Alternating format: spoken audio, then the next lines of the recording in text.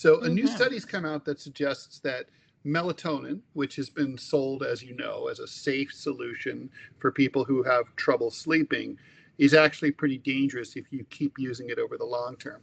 So a team publishing preliminary findings at the American Heart Association looked into more than 130,000 adults aged around the age of 56, 61% of whom were ladies diagnosed with insomnia.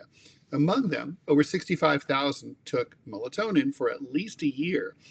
The results were pretty striking. Those long-term users were 90% more likely to develop heart failure over 5 years compared with peers who didn't use it. So in other words, that doesn't mean you have a 90% chance of developing heart failure, obviously, or I mean, you'd have to ban it, but it means 90%. So if your odds were 1% before, compared to people who don't use it, your odds would be 1.9%, right? That's the way to think about it. They also had significantly higher rates of hospitalization and death from cardiovascular causes.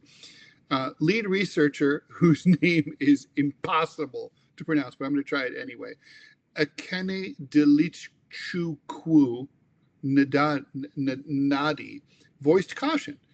And this person said, melatonin supplements may not be as harmless as commonly assumed.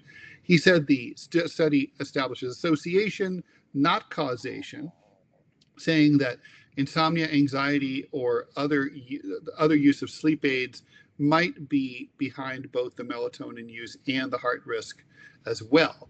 Experts said also to be careful. This is early, non-peer-reviewed data, according to Dr. Mohammed Rishi of the American Academy of Sleep Medicine, who reminds us that underlying severe insomnia itself is, of course, also a major cardiovascular risk factor. Still, the findings land amid a broader concern. Melatonin is lightly regulated, and studies on its long-term cardiovascular safety are thin to none. For now, the Heart Association recommends focusing first on established sleep hygiene habits, adequate sleep duration, regular schedule, and limited screen time.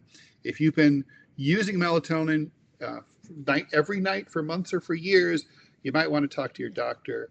Your heart may have something up with it. Jeez. That's scary. Well, Ted, so this is like what you and I established yesterday. Neither of us fall into any of those negative sleep categories. Nope.